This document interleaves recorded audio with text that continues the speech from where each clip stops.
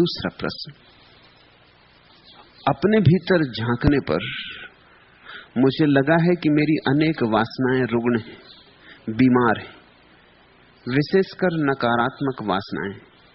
तो क्या वासनाएं भी स्वस्थ और रुग्ण होती हैं? और क्या बताने की कृपा करेंगे कि स्वस्थ और रुग्ण वासनाओं में फर्क क्या है? वासना स्वाभाविक है, प्रकृति की भेंट है, परमात्मा का दान है। वासना अपने आप में बिल्कुल स्वस्थ है। वासना के बिना जी ना सकोगे, एक क्षण न जी सकोगे। सच तो यह है, संसार के पुराने से पुराने शास्त्र एक बात कहते हैं, परमात्मा अकेला था, उसके मन में वासना जगी कि मैं दो हूं, इससे संसार पैदा हुआ। परमात्मा में भी वासना जगी कि मैं दो हूं, कि मैं अनेक हूं, कि मैं फैलूं, विस्तीर्ण हूं, तो संसार पैदा हुआ। हम परमात्मा की ही वासना के हिस्से, उसकी ही वासना की किरणें। इसलिए पहली बात, वासना स्वाभाविक है, वासना प्राकृतिक है, नैसर्गिक है। वासना बुरी नहीं है, पाप नहीं। जिन्होंने तुमसे कहा वासना पाप है, वासना बुरी है, वासना से बचो, वासना से हटो, वासना से भागो, वासना को दबाओ, काटो, मारो, उन्होंने वासना को रुग्ण कर दिया। दबाई गई वासना रुग्ण हो जाती, जो भी दबाया जाएगा वही जहर हो जाता है। दबने से मिटता तो नहीं, भीतर भीतर सरक जाता है। उसकी सहज प्रक्रिया समाप्त हो जाती, क्योंकि तुम उसे प्रकट नहीं होने देते। वो फिर असहज रूप से प्रकट होने लगता है, और असहज रूप से जब वासना प्रकट होती है तो विकृति, तो रोग, तो रुग्ण।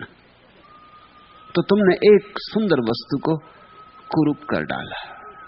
वासना तो परमात्मा की दी हुई है, विकृति तुम्हारे महात्माओं की दी हुई है। महात्माओं से सावधान, अपने परमात्मा को महात्माओं से बचाओ। तुम्हारे महात्मा परमात्मा के एकदम विपरीत मालूम होते, और तुम्हें यह समझ में आ जाए कि तुम्हारे महात्मा परमात्मा के विपरीत हैं, तुम्हें यह दिखाई पड़ जाए कि जो परमात्मा ने दिया है स्वाभाविक सरल, जो जीवन का आधार है, उसे नष्ट करने में लगे, तो तुम्हारे जीवन से रुग्णता समाप्त हो जाएगी, वासना का रोग विलीन हो जाएगा, विकृति विदा हो जाएगी। समझो, काम वासना है, स्वाभाविक है, तुमने पैदा नहीं की है, जन्म के साथ मिली है, जीवन का अंग है, अनिवार्य अंग है। तुम्हारे माँ और पिता को काम वासना न होती तो तुम न होते। इसलिए शास्त्र ठीक ही कहते हैं कि परमात्मा में वासना उठी होगी तभी संसार हुआ। तुम्हारे माँ और पिता में वासना न उठती तो तुम न होते। तुम में वासना उठेगी तो तुम्हारे बच्चे होंगे। ये जो जीवन की श्रृंखला चल रही है, जो जीवन का सातत्य है, ये जो जीवन की सरिता बह रही है, इसके भीतर जल वासना का है। वासना बुरी नहीं हो सकती, क्योंकि जीवन बुरा नहीं, जीवन प्यारा है, अति सुंदर है। लेकिन वासना को दबाने में लग जाओ और विकृति शुरू हो जाती है।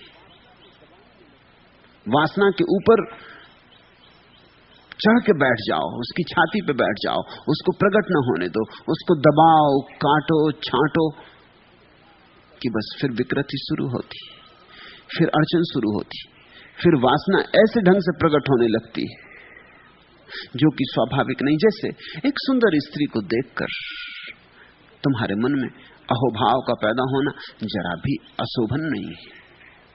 सुंदर फूल को देख के तुम्हारे मन में अगर ये भाव उठता है सुंदर है, तो कोई पाप तो नहीं। चांद को देखकर सुंदर है तो पाप तो नहीं। तो मनुष्य के साथ ही भेद क्यों करते हो? सुंदर स्त्री सुंदर पुरुष को देखकर सौंदर्य का बोध होगा, होना चाहिए। अगर तुम में जरा भी बुद्धिमत्ता है तो होगा, अगर बिल्कुल जड़ बुद्धि हो तो नहीं होगा। इसलिए सौंदर्य के बोध में तो कुछ बुराई नहीं है, लेकिन तत्क्षण तुम्हारे भीतर घबराहट पैदा होती कि पाप हो रहा है। मैंने इस स्त्री को सुंदर माना, ये पाप हो गया कि मैंने कोई अपराध कर लिया। अब तुम इस भाव को दबाते हो, तुम इस स्त्री की तरफ देखना चाहते हो और नहीं देखते। अब विकृति पैदा हो रही। अब तुम और बहाने से देखते हो, किसी और चीज को देखने के बहाने से देखते हो।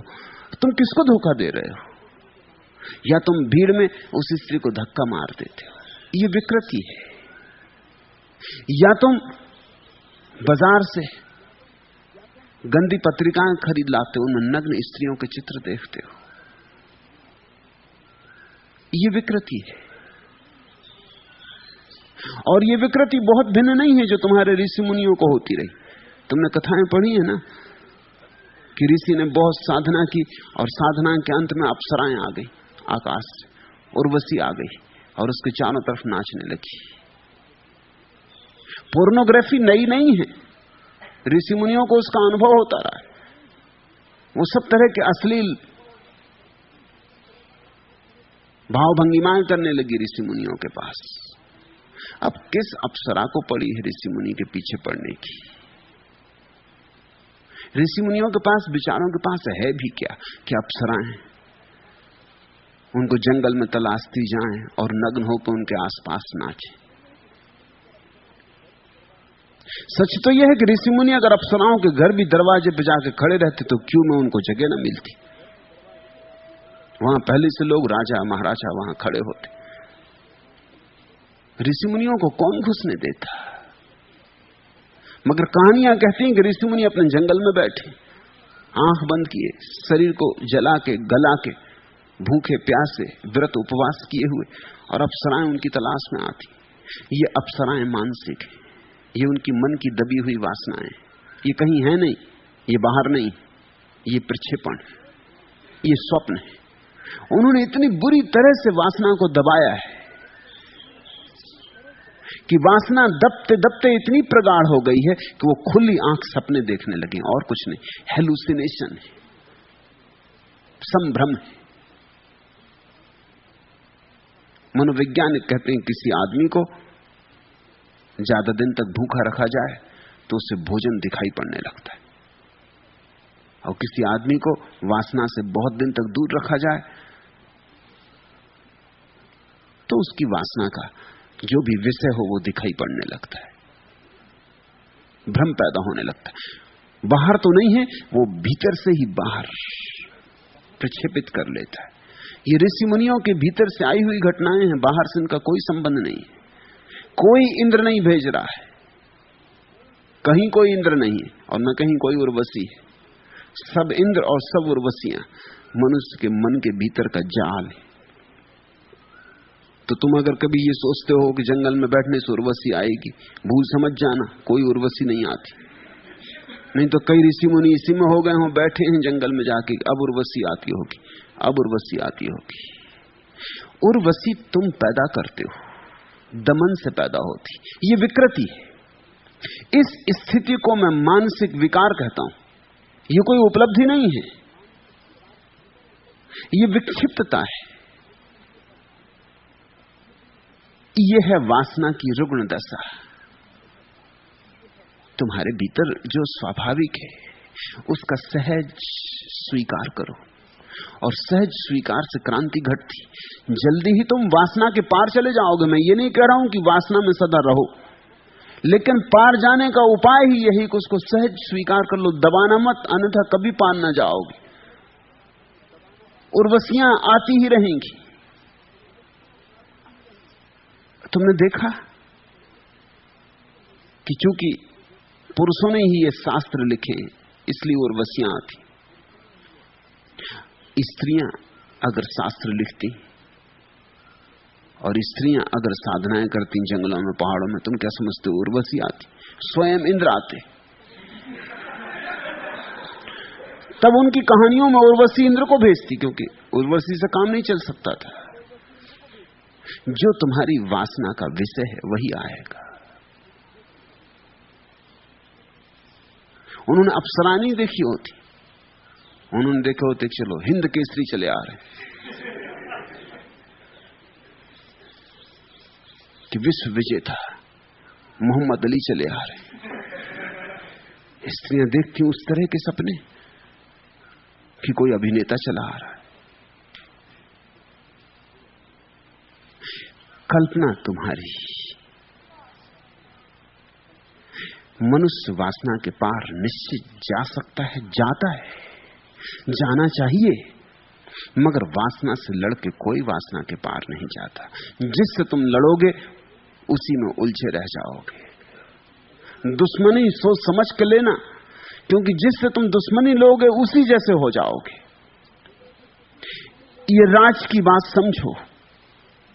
मित्रता तो तुम किसी से भी करो तो चल जाएगी, मगर दुश्मनी बहुत सोच समझ के लेना, क्योंकि दुश्मन से हमें लड़ना पड़ता है, और जिससे हमें लड़ना पड़ता है हमें उसी की तकनीक, उसी के उपाय करने पड़ते। हिटलर से लड़ते वक्त चर्चिल को हिटलर जैसा ही हो जाना पड़ा, इसके सिवाय कोई उपाय न था। जो गधड़ी हिटलर कर रहा था वही चर्चिल को करनी पड़ी। हिटलर तो हार गया, लेकिन हिटलरवाद नहीं हारा, हिटलरवाद जारी है। जो हिटलर से लड़े वही हिटलर जैसे हो गए, जीत गए, मगर जब तक जीते तब तक हिटलर उनकी छाती पे सवार हो गए। जिससे तुम लड़ते हो स्वभावतः उसके जैसा ही तुम्हें हो जाना पड़ेगा। लड़ना है तो उसके रीति रिवाज पहचानने होंगे, उसके ढंग ढोल पहचानने होंगे, उसकी कुंजियां पकड़नी होंगी, उसके दांव पैंच सीखने होंगे। उसी में तो तुम उस जैसे हो जाओगे। दुश्मन बड़ा सोच के चुनना। वासना को अगर दुश्मन बनाया तो तुम धीरे धीरे वासना के दलदल में ही पड़ जाओगे, उसी में सड़ जाओगे। वासना दुश्मन नहीं है, वासना प्रभु का दान है। इससे शुरू करो, इसे स्वीकार करो, इसको अहोभाव से, आनंद भाव से अंगीकार करो, और इसको कितना सुंदर बना सकते हो बनाओ। इससे लड़ो मत, इसको सजाओ, इसे श्रृंगार दो, इसे सुंदर बनाओ, इसको और संवेदनशील बनाओ। अभी तुम्हें स्त्री सुंदर दिखाई पड़ती, अपनी वासना को इतना संवेदनशील बनाओ कि स्त्री के सौंदर्य में तुम्हें एक दिन परमात्मा का सौंदर्य दिखाई पड़ जाए। अगर चांतारों में दिखता है तो स्त्री में भी दिखाई पड़ेगा, पड़ना ही चाहिए। अगर चांतारों में है तो स्त्री में क्यों ना होगा। स्त्री और पुरुष तो इस जगत की श्रेष्ठतम अभिव्यक्तियां हैं। अगर फूलों में है, गूंगे फूलों में, तो बोलते हुए मनुष्यों में ना होगा। अगर पत्थर पहाड़ों में है, जड़ पत्थर पहाड़ों में, तो चैतन मनुष्य में ना होगा। संवेदनशील बनाओ, वासना से भगो मत, वासना से डरो मत, वासना को निखारो, शुद्ध करो। यही मेरी पूरी प्रक्रिया है जो मैं यहां तुम्हें दे रहा हूं। वासना को शुद्ध करो, निखारो, वासना को प्रार्थनापूर्ण करो, वासना को ध्यान बनाओ, और धीरे धीरे तुम चमत्कृत हो जाओगे कि वासना ही तुम्हें वहां ले आई जहां तुम जाना चाहते थे वासना से लड़के, और नहीं जा सकते थे। प्रेम करो, प्रेम से बचो मत। गहरा प्रेम करो, इतना गहरा प्रेम करो कि जिससे तुम प्रेम करो वही तुम्हारे लिए परमात्मा हो जाए। इतना गहरा प्रेम करो। तुम्हारा प्रेम अगर तुम्हारे प्रेम पात्र को परमात्मा ना बना सके तो प्रेम ही नहीं, तो कहीं कुछ कमी रह गई। तुम्हारे महात्मा कहते हैं कि प्रेम के कारण तुम परमात्मा को नहीं पा रहे हो। मैं तुमसे कहता हूं प्रेम की कमी के कारण तुम परमात्मा को नहीं पा रहे हो। इस भेद को समझ लेना।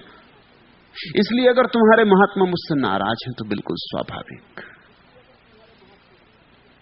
अगर मैं सही हूं तो वे सब नाराज होने ही चाहिए। मैं कह रहा हूं प्रेम तुम में कम है, इसलिए परमात्मा तुम्हें दिखाई नहीं पड़ता। तुम्हारी वासना बड़ी अधूरी है, अपंग है। तुम्हारी वासना को पंख नहीं है, पंख दो। तुम्हारी वासना को उड़ना सिखाओ। तुम्हारी वासना जमीन पर सरक रही, मैं कहता हूं वासना को आकाश में उड़ना सिखाओ। परमात्मा अगर वासना के द्वारा संसार में उतरा है तो तुम वासना की ही सीढ़ी पर चढ़ के परमात्मा तक पहुंचोगे, क्योंकि जिस सीढ़ी से उतरा जाता है उसी से चढ़ा जाता है। फिर तुम्हें दोहरा के कह दूं, पुराने शास्त्र कहते हैं परमात्मा में वासना जगी कि मैं अनेक हूं। अकेला अकेला थक गया होगा, तुम भीड़ से थक गए हो, वो अकेला अकेला थक गया था, वो उतरा जगत में, तुम भीड़ से थक गए हो। अब तुम वापस एकांत पाना चाहते हो, मोक्ष पाना चाहते हो, कैवल्य पाना चाहते हो, ध्यान समाधि पाना चाहते हो। चढ़ो उसी सीढ़ी से जिससे परमात्मा उतरा।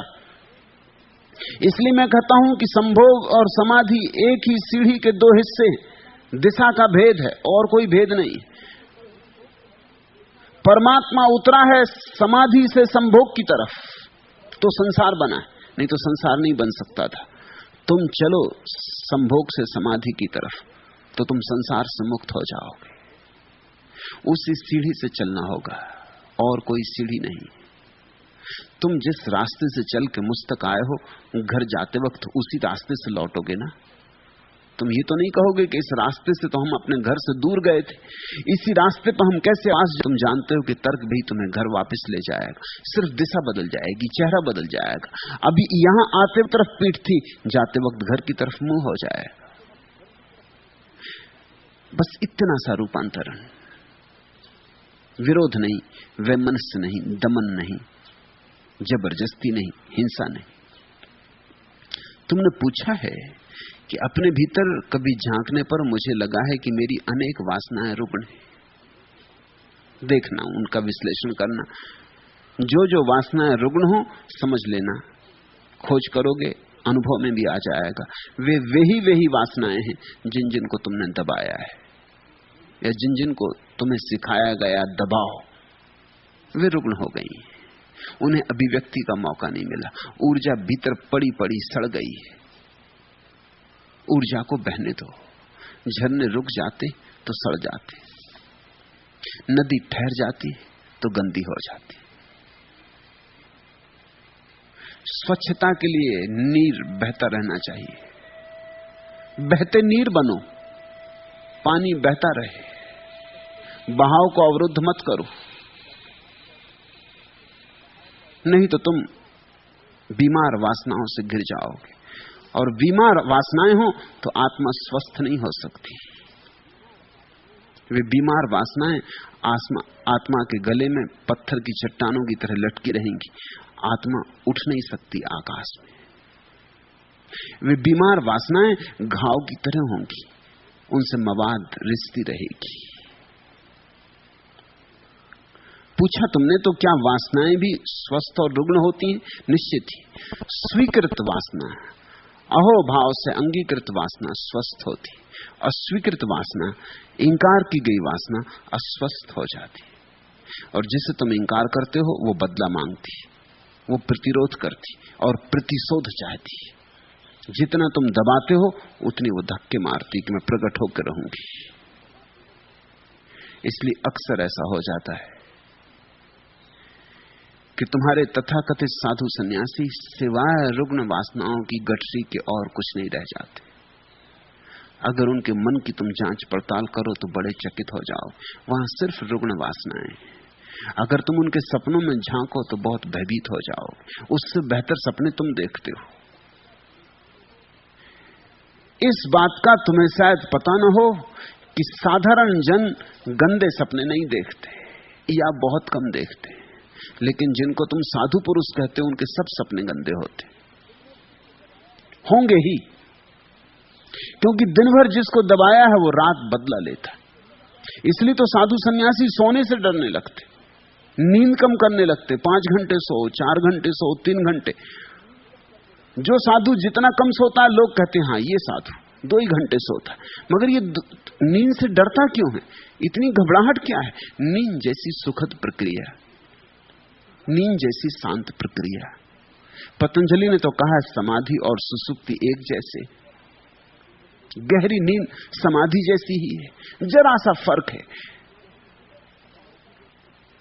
इतना सा फर्क है कि समाधि में आदमी जागा होता है और नींद में सोया होता है, मगर दोनों दशाएं एक जैसी, क्योंकि दोनों ही स्थिति में मन शांत हो गया होता है, विचार विलीन हो गए होते, निर्विचार दशा आ गई होती। सुसुप्ति में भी तुम परमात्मा में गिर जाते हो, रोज गिरते हो। इसलिए तो गहरी नींद के बाद सुबह ताजापन लगता है, पुनरुज्जीवन मालूम होता है, फिर लौट आए ताजे होकर, किसी ऊर्जा के स्रोत में नहा के लौट आए। कुछ पता नहीं कहां गए, कैसे गए, मगर गए, होश नहीं था लेकिन गए। सुसुप्ति है सोए सोए परमात्मा में प्रवेश, और समाधि है जागे जागे परमात्मा में प्रवेश। प्रवेश तो एक ही है, द्वार एक ही है, सिर्फ इतना ही फर्क है, एक में नींद है, एक में जागरण है। लेकिन तुम्हारे साधु सन्यासी बड़े घबराते नींद से, बड़े उपाय करते रहते कि किस तरह न सोएं। उनका भय क्या है? उनका भय विचारों का है, यही है, वो दया योग है। जो सो भी नहीं सकते शांति से, उन पर दया न करो तो और क्या करो। उनकी कठिनाई यही है कि दिन भर जो जो दबाया है, समझो कि दिन भर उपवास किया, तो वो रात डरते कि जब वो सोएंगे तब राजमहल में निमंत्रण मिलने ही वाला है, वो बच नहीं सकेंगे। राजा भोज देने ही वाला है सपने में, और वहां सभी तरह के मिष्ठान होंगे और सब तरह के भोजन होंगे। दिन भर सोचा वही है, लड़े उसी से। तुम भी उपवास करके देखो, जिस दिन उपवास करते हो उस दिन भर भोजन करना पड़ता है, बार बार भोजन की याद आती। राह से गुजरते हो उस दिन फिर जूते की दुकानें नहीं दिखती बाजार में, कपड़े की दुकानें नहीं दिखती उस दिन बाजार में, उस दिन रेस्तरां और होटल बस यही दिखाई पड़ते। सब तरफ से भोजन की गंध तैरती आती, ये पकोड़े चले आ रहे, ये भजिए चले आ रहे, सारा जगत भोजन बन जाता है। जिसे देखते हो वही याद दिलाता है, भोजन की याद दिलाता है। रोज इसी रास्ते से निकलते थे, मगर तब ये नहीं हुआ था। रोज भोजन किए निकले थे, कुछ दबाया नहीं गया था, कोई रुग्ण नहीं था। अगर दिन भर तुम लड़े हो कि कहीं स्त्री का प्रभाव ना पड़ जाए, और साधु किस तरह से लड़ते हैं जिसका हिसाब नहीं, स्त्री दिखाई ना पड़ जाए तो आंख झुका के चलो। जहां स्त्री बैठी हो उस जगह पे मत बैठ जाना। स्त्री जा भी चुकी है मगर उसकी जगह पे मत बैठ जाना, वो इस जगह ही खतरनाक हो गई। तो साधु अपना आसन लेके साथ चलते हैं कि कहीं कोई किसी के आसन पर बैठना पड़े, पता नहीं कोई स्त्री पहले बैठी रही हो, फिर कहीं रोग लग जाए। अपना आसन साथ रखते, अपनी पिच्छी साथ रखते हैं, जहां बैठते वहां पहले सफाई कर ली, फिर बैठ गए देख के कि अब कोई खतरा नहीं। ऐसे डरे हुए लोग दया योग, इनका जीवन नहीं है, जिसको मनोवैज्ञानिक कहते हैं पैरानोया, भयाक्रांत। कप रहे हैं 24 घंटे, कप रहे हैं कि कहीं कुछ गड़बड़ ना हो जाए। और जिससे तुम डरे हो उसकी याद बनी रहती, वो सब जगह से दिखाई पड़ता है। कोई हिप्पी चला जा रहा है, लंबे बाल, तुम्हारे मुनि महाराज को स्त्री दिखाई पड़ेगी, पुरुष नहीं दिखाई पड़ सकता। ऐसा मैं अनुभव से कह रहा हूं। मैं एक साधु के साथ बैठा था गंगा के किनारे, बचपन के मेरे मित्र। फिर मैं असाधु हो गया, वो साधु हो गए, दोनों बैठे बात कर रहे थे। उनकी आंखें बार बार तट पर कोई स्नान करने आया उस तरफ जाने लगी। मैंने भी देखा कौन है, देखा कि स्त्री स्नान कर रही। मैंने उनसे कहा कि ये बात आगे नहीं चल सकेगी, तुम्हारा ध्यान बार बार स्त्री की तरफ जा रहा, तुम जाकर उसे देख ही आओ। पीठ थी हमारी तरफ, वो गए, वहां से सिर ठोंकते लौटे कि स्त्री है ही नहीं, वो सिर्फ बाल लंबे, कोई पुरुष है मगर पीछे से लंबे बाल। वासना दबाई हो जिसने, उसके लिए बड़ी कठिनाइयां हैं। उसे कोई छोटी मोटी चीज भी प्रतीक बन सकती, फ्रायड ने इस संबंध में बड़ी खोज की। जिन लोगों ने अपनी वासना को दबा लिया है, उन्हें स्त्रियां तो दूर, स्त्री की साड़ी लटकी हो उसमें भी रस होता है।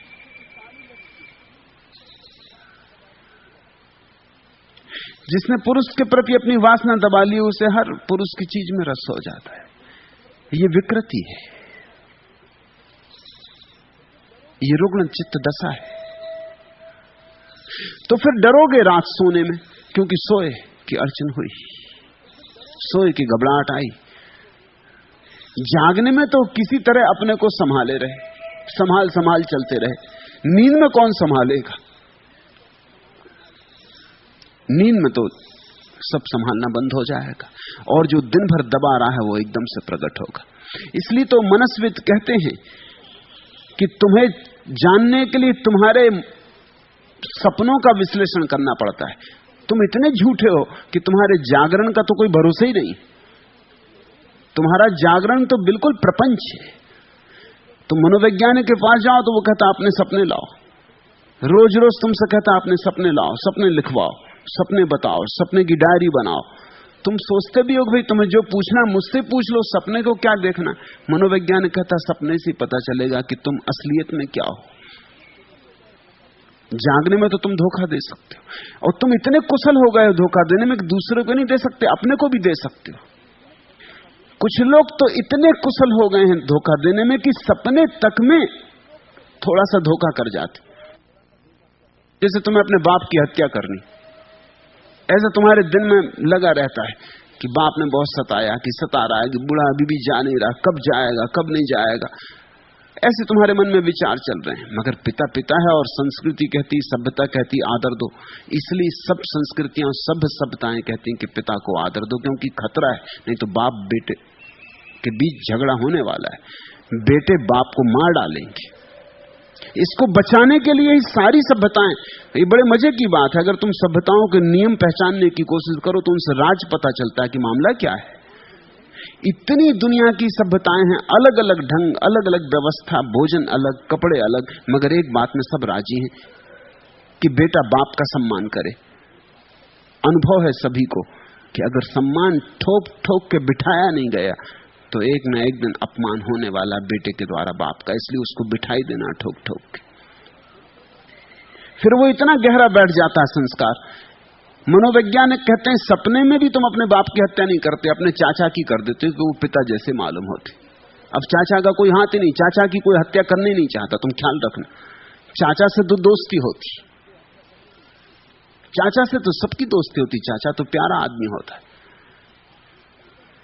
बाप जैसा होता है और बाप जैसा नहीं होता, मित्रता होती, ना आज्ञा देता है, न जबरदस्ती स्कूल भेजता है, बल्कि मौका पड़ जाए तो कुछ पैसे भी दे देता है, स्कूल से निकालना हो तो छुट्टी भी निकलवा देता है। चाचा तो भिन्न तरह का आदमी होता है, चाचा को कौन मारना चाहता है। लेकिन सपने में मनोवैज्ञानिक कहते हैं पिता की हत्या करने का भाव सपने तक में आदमी रोक लेता है कि ये बात तो हो ही नहीं सकती। चाचा को मार देता, चाचा पिता जैसा लगता है, वो प्रतीक बन जाता है।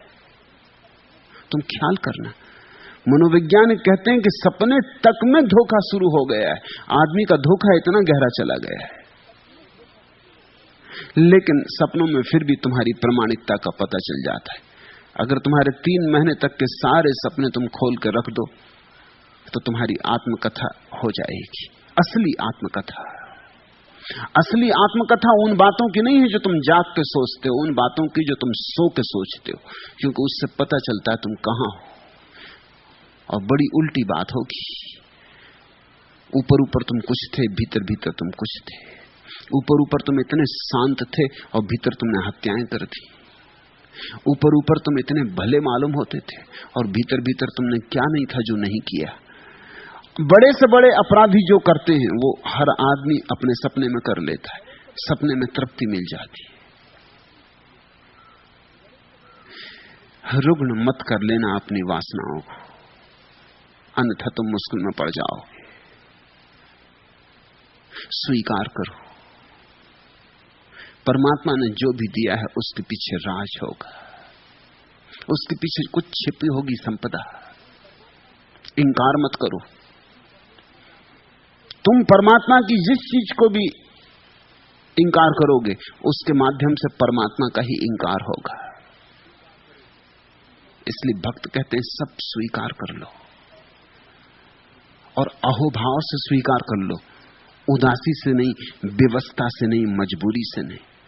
और स्वीकार के बाद सरलता से जो तुम्हें मिला है उसको गहराओ। उसको गहराते गहराते ही तुम पाओगे कि जहां केवल कंकड़ पत्थर और धूल धमास मालूम होती थी, गड्ढा खोदते खोदते जल के स्रोत मिल गए, कुएं बन गए।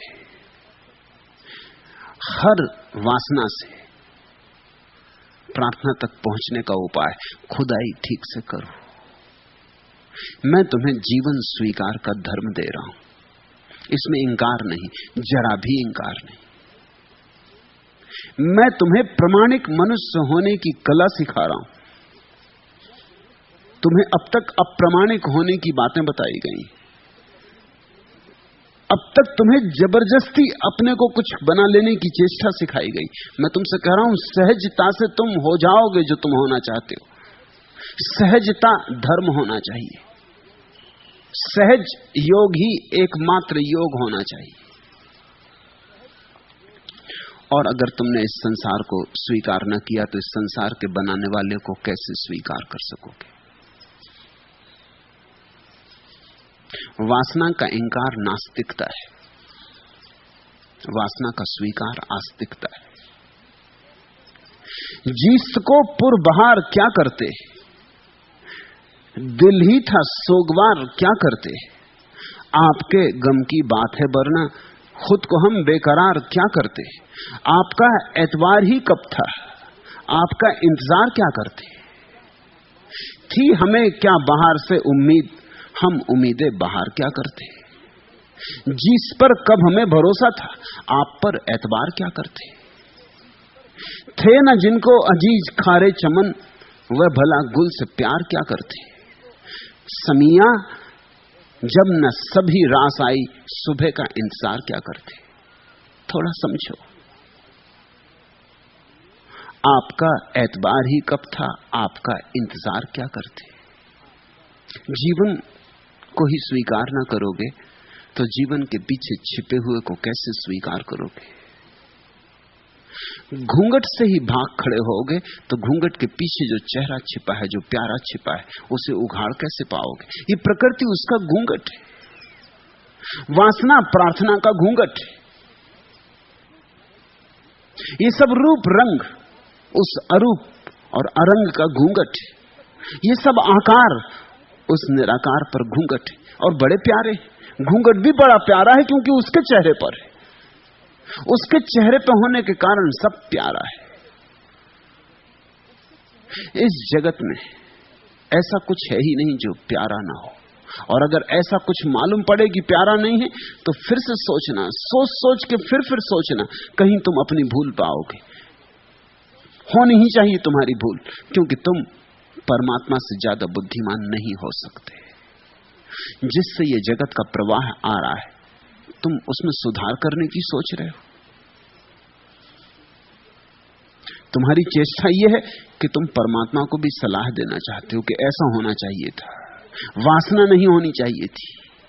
जरा सोचो तो कि एक बच्चा पैदा हो जिसमें वासना ना हो, उसमें क्या होगा। उसमें रीढ़ होगी, वो बच्चा नपुंसक होगा। उसमें जीवन की ऊर्जा होगी, उल्लास होगा, उसमें फूल लग सकते, वो जी सकता है। वो श्वास ही क्यों लेगा, उसमें श्वास ही क्यों चलेगी। तुम उसे धक्का मार दोगे तो उसमें क्रोध नहीं उठेगा, वो बिल्कुल गोबर गणेश होगा। तुम उसको जैसा बना दोगे वैसी बन जाएगा। लीप पोत दोगे, लीप पोत जाएगा। उसमें मेधा नहीं होगी, प्रतिभा नहीं होगी, उसमें बगावत नहीं होगी, क्रांति नहीं होगी, आग नहीं होगी, उसमें कोई किरण नहीं होगी, अंधकार होगा। वो बिल्कुल मुर्दा होगा, मिट्टी का लौंदा होगा, उसमें आत्मा नहीं होगी। वासना नहीं होगी तो आत्मा नहीं होगी। वो कभी किसी स्त्री को प्रेम नहीं करेगा, वो अपनी मां को भी प्रेम नहीं कर सकता। ख्याल रखना, बच्चे का मां से प्रेम संसार में पहली स्त्री से प्रेम। और मनस्विद कहते हैं कि आदमी अपने बुढ़ापे तक भी अपने मां के प्रेम से मुक्त नहीं हो पाता। वो अपनी पत्नी में भी अपनी मां ही खोजता है। बहुत गहरे में मां की खोज चलती। इसलिए तो पुरुष स्त्रियों के स्तन में इतने उत्सुक होते, वो मां की खोज है और कुछ नहीं। स्तन यानी मां का प्रतीक है। वो बच्चे ने पहली दफा जाना था स्त्री का रूप, पहली दफा स्तन ही जाने थे उसने, स्त्री तो बाद में जानी, स्तन पहले जाने। उसकी पहली पहचान दुनिया से स्तन से हुई थी। स्तन ही भोजन थे, स्तन ही उसके लिए प्रेम थे, स्तन ही उसकी सांत्वना थे।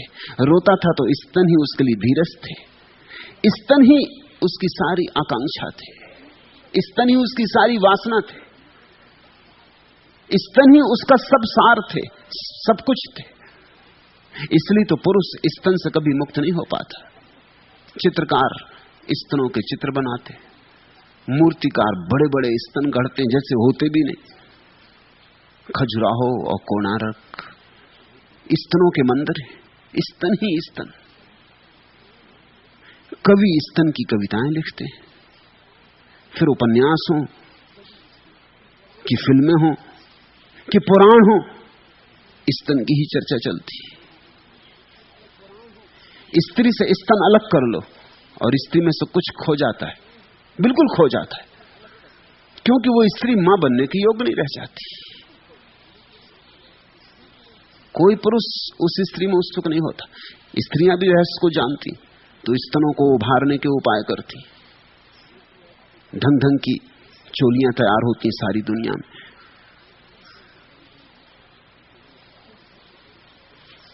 स्तन कैसे बड़े दिखाई पड़े, इसकी चेष्टा जारी रहती। झूठे स्तन बनाए जाते, स्तन जवान दिखाई पड़ते रहे। ये सब क्यों चलता है? इसके पीछे गौर से देखो। इसके पीछे यही है कि बच्चे का पहला अनुभव स्तन से हुआ था। स्तन उसका जगत का सबसे प्राथमिक अनुभव है और सबसे बहुमूल्य अनुभव है। फिर मां को पहचाना, फिर मां से पहचान उसकी पहली स्त्री की पहचान थी। यही उसके गहरे में बैठ गई। मनोवैज्ञानिक कहते हैं इसलिए कोई पति अपनी पत्नी से कभी पूरा प्रसन्न नहीं हो पाता, क्योंकि कोई पत्नी कभी उसकी मां की प्रतिछवि नहीं हो पाती, कुछ ना कुछ कमी रह जाती। और कोई पत्नी उसकी मां बनने को आई भी नहीं। पति भी कह नहीं सकता कि मैं तुझमें मां खोज रहा हूं, क्योंकि वो उसके अहंकार के विपरीत जाता है। वो मालिक कैसे कह सकता है कि मैं मां खोज रहा हूं, लेकिन खोज मां रहा है। बूढ़ा से बूढ़ा आदमी मां की तलाश कर रहा है और ठीक इसके विपरीत स्त्री बेटे की तलाश कर रही। उपनिषदों में एक अद्भुत उल्लेख है। ऋषि उन दिनों आशीर्वाद देते थे। जब कोई नव विवाहित जोड़ा उनके पास आता तो वो जोड़े को आशीर्वाद देते थे कि तुम्हारे 10 पुत्र हों और अंततः तुम्हारा पति तुम्हारा 11वां पुत्र हो जाए। ये बड़ी अद्भुत बात है।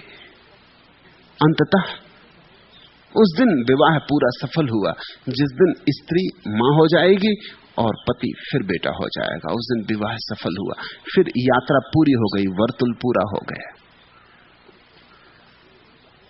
जिस बच्चे में वासना नहीं होगी उसमें जीवन की ऊर्जा नहीं होगी। वो अपनी मां को प्रेम नहीं कर सकेगा, वो किसी स्त्री को प्रेम नहीं कर सकेगा, वो किसी पुरुष को प्रेम नहीं कर सकेगा, वो कोई मैत्री नहीं बना सकेगा, उसे फूलों में कोई सौंदर्य नहीं दिखाई पड़ेगा, चांद तारों में कोई रोशनी नहीं दिखाई पड़ेगी, उसे इस जगत में कोई काव्य दिखाई नहीं पड़ेगा, क्योंकि सब काव्य वासना से ही उमकता है। तुम क्या समझते हो फूल तुम्हारे लिए उगे हैं वृक्षों में कि तुम तोड़ो मंदिरों में चढ़ाओ? फूल तुम्हारे लिए नहीं उगे, तुम्हारे मंदिरों में चढ़ने के लिए नहीं उगे। फूल वृक्ष की वासना का हिस्सा है। फूलों के द्वारा वृक्ष तितलियों को लुभा रहा है, मधुमक्खियों को लुभा रहा है। फूलों में वृक्ष ने अपने वीर अणु रखे हुए, मधुमक्खियों में, तितलियों में, उनके पंखों में, उनके पैरों में लग के वे वीर अणु मादा तक पहुंच जाएंगे। फूल तरकीब है, फूल जाल है। तुम सोचते हो कोयल जब कुहू कुहू पुकारती तो कोई भजन गा रही कि कोई अजान कर रही? वो अपने प्यारे को पुकार रही। और ध्यान रखना, जो कुहू कुहू कर रही है कोयल, वो नर कोयल है, वो स्त्री नहीं है। स्त्री तो चुपचाप बैठी, जैसी सभी स्त्रियां चुपचाप बैठती। वो पुरुष है जो चेष्टा कर रहा है। तुमने देखा वो जो मोर नाचता है वो पुरुष है, वो जो पंख फैलाता है वो पुरुष है। स्त्री के पास प्रकृति ने सुंदर पंख नहीं दिए, जरूरत नहीं, उसका स्तरण होना पर्याप्त है। जब दुनिया ज्यादा प्राकृतिक थी तो स्त्रियां गहने नहीं पहनती थी, पुरुष गहने पहनते थे, वही उचित है, वही होना चाहिए। ये तुम हिप्पी इत्यादियों को देखते ना, घंटी इत्यादि बांधे हुए कुछ, ये ज्यादा ठीक बात है, क्योंकि सारी प्रकृति इसके पक्ष में कि पुरुष मोर सुंदर है, फूल सुंदर है, कोयल नर कोयल की आवाज मधुर है। क्यों? वो स्त्री को लुभाना है। स्त्री तो स्त्री होने के कारण पर्याप्त है, कुछ और चाहिए नहीं। पुरुष पर्याप्त नहीं है, वो लुभाने जाएगा। तुम देखते मुर्गा कैसी छाती फैला के चलता, कलगी उठा के चलता। वो जब तुम भी कभी किसी के प्रेम में पड़ जाते हो, छाती ना भी हो तो कोट में रुई भरवा लेते हो, मगर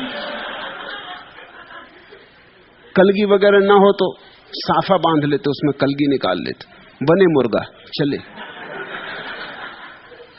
ये सारा जगत वासना का अद्भुत खेल है। बच्चा अगर वासना के बिना पैदा होगा जिएगा ही नहीं, मर जाएगा। और जिसको जगत से प्रेम पैदा नहीं होगा, स्त्री का पुरुष से, पुरुष का स्त्री से, उसको परमात्मा की याद भी नहीं आएगी। क्योंकि प्रेम जब इस जगत में हम करते हैं और हारते, तब परमात्मा की याद आती है। जरा समझने की कोशिश करना, इस जगत का कोई प्रेम जीत नहीं सकता, क्योंकि कोई प्रेम तुम्हारे प्रेम की आकांक्षा को तृप्त नहीं कर सकता। आकांक्षा बहुत बड़ी है, सागरों को पी जाए इतनी है, और यहां बूंदें तरसने से मिलती, वो भी नहीं मिलती। यहां हर बूंद जो तुम्हारे कंठ में पड़ती है, वस्तुतः तुम्हारी प्यास को और जगा जाती, घटाती नहीं। तो यहां तुम प्रेम में पड़ोगे और हारोगे। मैं तुमसे कहता हूं प्रेम में जरूर पड़ना, हारोगे नहीं तो तुम परमात्मा को कभी याद नहीं करोगे। हारे का हरि नाम। जब हार जाओगे, बुरी तरह हारोगे, यहां सब तरफ टटोलोगे और न पाओगे, और हर जगह से विषाद हाथ लगेगा, असफलता हाथ लगेगी। जहां जहां जाओगे वहीं से खाली हाथ लौटोगे। तब एक दिन असहाय अवस्था में आकाश की तरफ आंखें उठा के पुकारोगे कि अब बहुत हो गया, अब तो तू ही मिले तो कुछ हो। जब स्त्री और पुरुष के प्रेम से तृप्ति नहीं होगी और अतृप्ति बढ़ती जाएगी, तो ही परमात्मा की तलाश शुरू होती। जिस बच्चे में वासना नहीं वो परमात्मा को खोजने नहीं जाएगा। जिस बच्चे में वासना नहीं वो परमात्मा से अलग हुआ ही नहीं, अभी खोजने का सवाल ही नहीं है। वासना उठी परमात्मा में तो उसने अनेक होने का विस्तार किया अपना।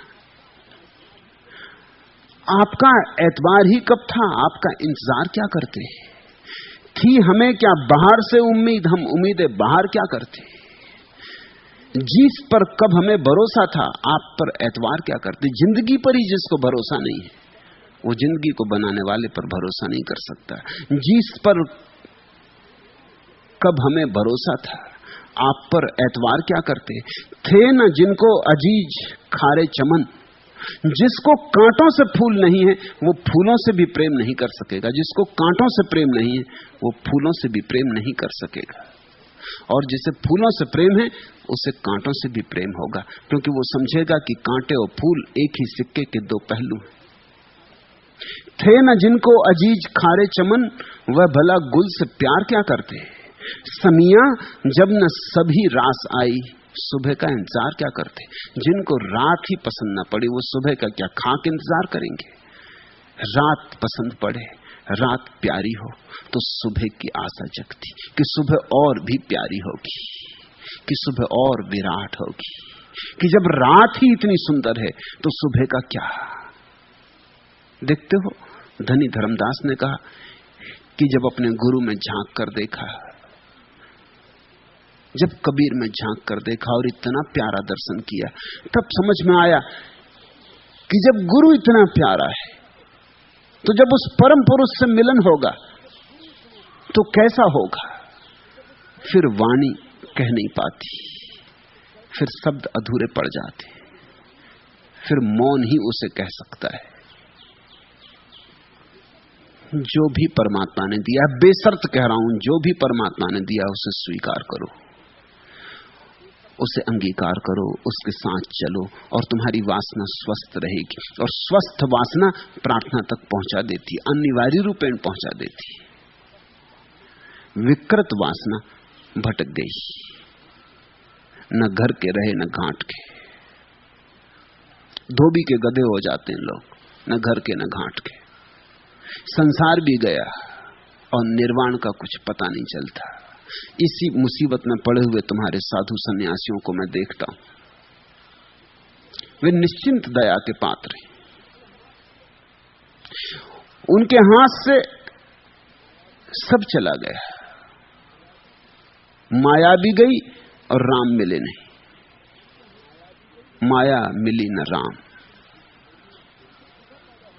दुविधा में दो गए, दुविधा पैदा हो गई उनके मन में, यह चुनना है, यह छोड़ना है, यह पकड़ना है, यह हटाना। दुविधा पैदा हो गई, द्वंद्व पैदा हो गया। द्वंद्व वासना को रुग्ण कर देता है। निर्द्वंद जियो, अभय से जियो। परमात्मा तुम्हारा रक्षक है, इतना भय क्या, इतना घबराना क्या? उसने दिया है तो ठीक ही दिया होगा, इस आस्था से जियो। और यही आस्था पहुंचाती है।